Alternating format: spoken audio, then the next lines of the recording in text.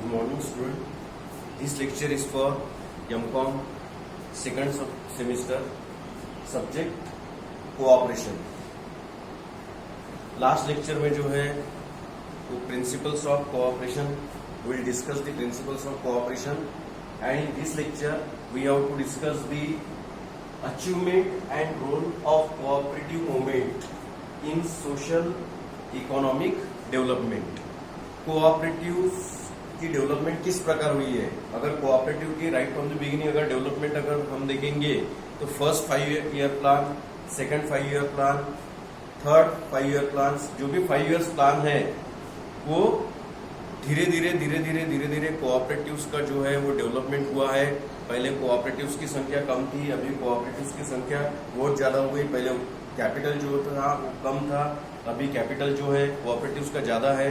तो कोऑपरेटिव की डेवलपमेंट हम इस लेक्चर में देखेंगे कि achievement and role of cooperative movement in social economic development, कि कोऑपरेटिव की वजह से किस प्रकार जो है वो इंडियन इकोनॉमी की डेवलपमेंट हुई है. First one is there are numbers of points we will discuss here, some important points. तो हम इसमें 9 पॉइंट जो है वो डिस्कस करेंगे. इसमें लगभग 12 से 15 पॉइंट है, लेकिन जो यहाँ पर जो लिखे हुए हैं वो ज्यादा इम्पोर्टेंट जो है वो पॉइंट्स है. First one is the promotion of saving. As we know that the introduction of cooperatives increase the saving of the members of the particular society. कि प्रमोशन ऑफ सेविंग यानी कोऑपरेटिव्स आने की वजह से जो वीकर सेक्शन के जो people थे उन्होंने अपनी सेविंग्स जो थी वो शेयर के माध्यम से बोलो या और कुछ माध्यम से बोलो, एफडी के माध्यम से बोलो, जो सेविंग्स थी वो कोऑपरेटिव सोसाइटी में रखी, जिसके वजह से जो है वो कोऑपरेटिव्स के पास में फंड अवेलेबल रहा, फंड अवेलेबल हुआ, और वो जो अवेलेबल फंड है वो जो जरूरतमंद है उसको वो फंड दिया जा सका. तो ये first thing is the promotion of saving. That means the cooperatives promote the saving of the rural poor and help the rural poor in the form of loan. So it is called as the promotion of saving. Second one is access to fund. जो भी poor लोग हैं उन्होंने जो है वो cooperatives में जो फंड जो है वो दिया, वो सेविंग के माध्यम से बोलो या शेयर कैपिटल के माध्यम से बोलो या एफडी के माध्यम से बोलो, और एक बहुत बड़ा फंड जो है वो कोऑपरेटिव्स के पास में अवेलेबल हुआ, और वो फंड अवेलेबल होने की वजह से बहुत सारे लोगों को, जो जरूरतमंद लोगों को जो है वो कोऑपरेटिव्स जो है वो लोन के तौर पर ये फंड दे सकी. तो that is called as the access to fund. Third one is the improvement in the standards of living. यानी कोऑपरेटिव्स की वजह से स्टैंडर्ड्स ऑफ लिविंग किस प्रकार इंक्रीज हुआ. अगर कोऑपरेटिव सोसाइटीज नहीं रहती थी तो जो मेंबर लोग हैं वो मेंबर लोग जो है वो बाहर से जो प्राइवेट लैंडलॉर्ड्स है उनके पास से जो है या जमींदार है उनके पास से लोन लेते थे, और कई ज्यादा इंटरेस्ट उनको देना पड़ता था.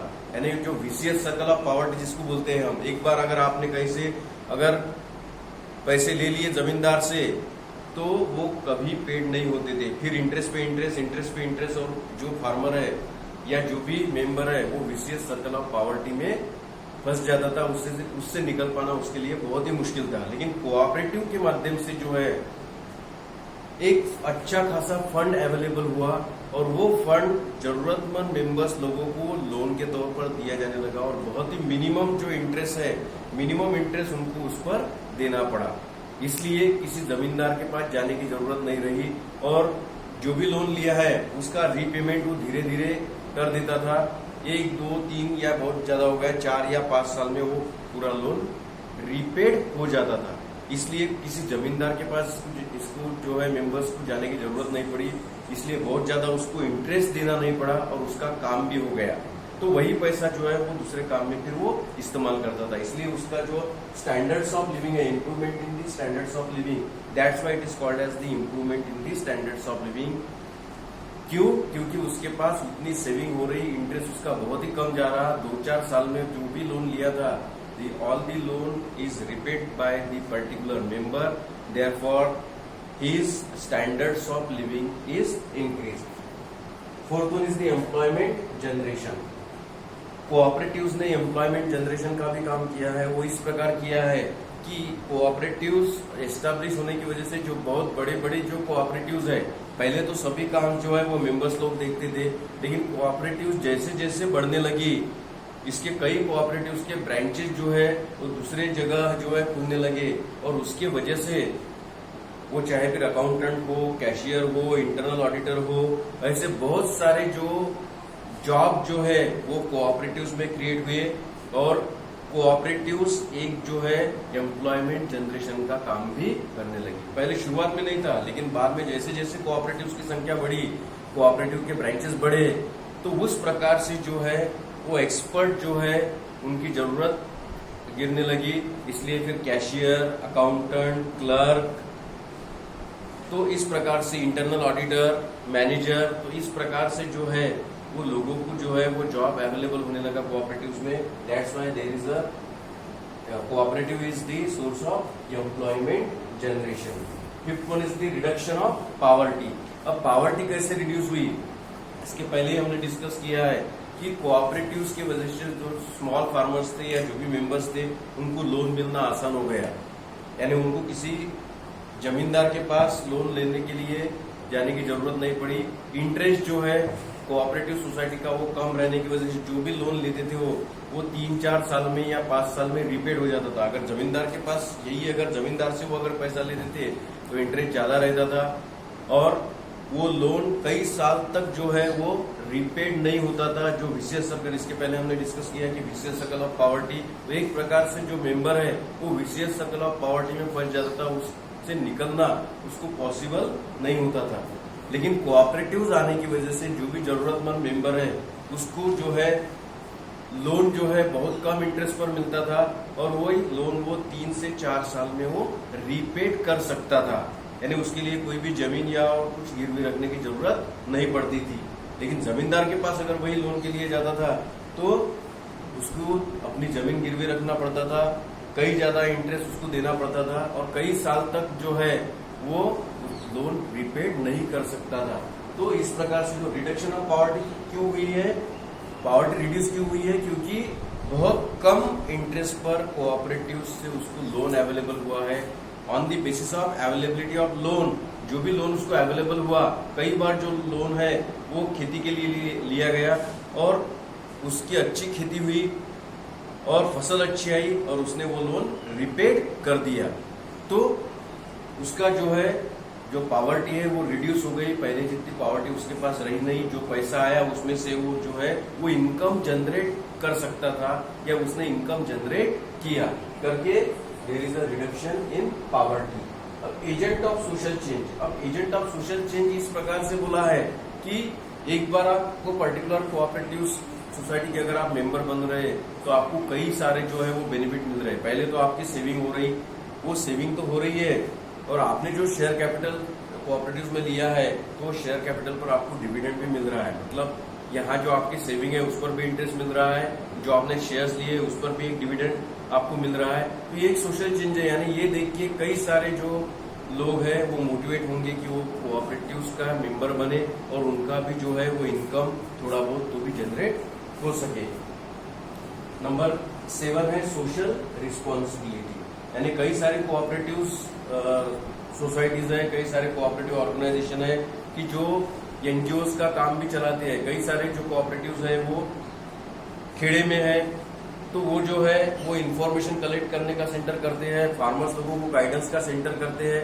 तो इस प्रकार से जो है कई सारे कोऑपरेटिव जो है वो एनजीओस के साथ में भी काम करते हैं। यानी एक प्रकार से जो उनकी सोशल रिस्पॉन्सिबिलिटी है, they have to complete their social responsibility by giving the instructions and information to the farmers regarding the improvement of crop. crop किस प्रकार से लेना है, कौन सी जगह किस फसल अच्छी आएंगी। इसके बारे में जो गाइडेंस है वो कई सारे कोऑपरेटिव्स देते हैं, यानी कोऑपरेटिव जो है एक सोशल रिस्पॉन्सिबिलिटी का भी काम कर रहे हैं। उसके बाद जो है utilities welfare and extension services, इसी के आगे है, यानी यूटिलिटीज वेलफेयर एक्सटेंशन एक्टिविटीज, यानी कोऑपरेटिव्स का मेन काम तो कोऑपरेटिव्स कर ही रही है, लेकिन उसके साथ साथ जो लोगों को नॉलेज नहीं है, वो चाहे फिर फार्मर्स हो, वो चाहे फिर लेबर्स हो या फिर और कुछ हो, तो कई जगह जो है वो एक्सटेंशन सर्विसेज जो है, मतलब कोऑपरेटिव सोसाइटी का मेन काम नहीं है, लेकिन फिर भी वो जो है वो काम कर रही है इंफॉर्मेशन का, चाहे वो या फिर फार्मर्स लोगों को गाइडेंस देना हो, या फिर अवेलेबिलिटी ऑफ लोन कहाँ से अवेलेबल उनको हो सकता है इसके बारे में जानकारी हो, इस प्रकार की जानकारी जो है वो उनके साथ लोगों के साथ शेयर कर रही है, करके जो है इसको बोला है utilities welfare and extension services. इसके बाद में इम्प्रूवमेंट इन मेंबर्स इनकम। अब मेंबर्स का इनकम किस प्रकार इम्प्रूव हो रहा है, तो जो भी मेंबर्स बना कोऑपरेटिव का, वो अपने शेयर्स जो है वो कोऑपरेटिव में उसके शेयर से उसको डिविडेंड मिल रहा करके उसका इनकम हो रहा है। कई लोगों ने जो है वो एफडीज करके कोऑपरेटिव्स में रखी है, उस पर उनको इंटरेस्ट मिल रहा, वो भी एक प्रकार से इनकम है। इसके अलावा खेती के लिए या और कुछ काम के लिए कोऑपरेटिव्स में से कम इंटरेस्ट पर लोन लिया हुआ है फार्मर्स ने, या फिर और किसी ने कोई बिजनेस के लिए, तो वो अपना एक बिजनेस करके उससे इनकम कमा रहा है, मतलब उसका इनकम जो है वो बढ़ रहा है। लेकिन माध्यम क्या है, माध्यम कोऑपरेटिव्स है। That's why it is called as improvement in the members income, कि मेंबर्स का इनकम बढ़ रहा है। लेकिन इनकम किस प्रकार बढ़ रहा है कि उसको जमींदार के पास जाने के लिए जरूरत नहीं पड़ी, उसको जो भी लोन है अपनी खेती को अच्छे कल्टीवेशन में चेंज करने के लिए हो सके, या फिर कोई साइड बिजनेस जो है खेती से रिलेटेड वो करना है, तो उसको जो है बहुत कम इंटरेस्ट पर लोन अवेलेबल हुआ, जिसके माध्यम से उसने एक इनकम जनरेट किया और वो लोन का रिपेमेंट भी कर दिया, और उसका जो भी बिजनेस है वो अच्छे से चल रहा है, मतलब उसका इनकम जो है वो कोऑपरेटिव के माध्यम से चल रहा है।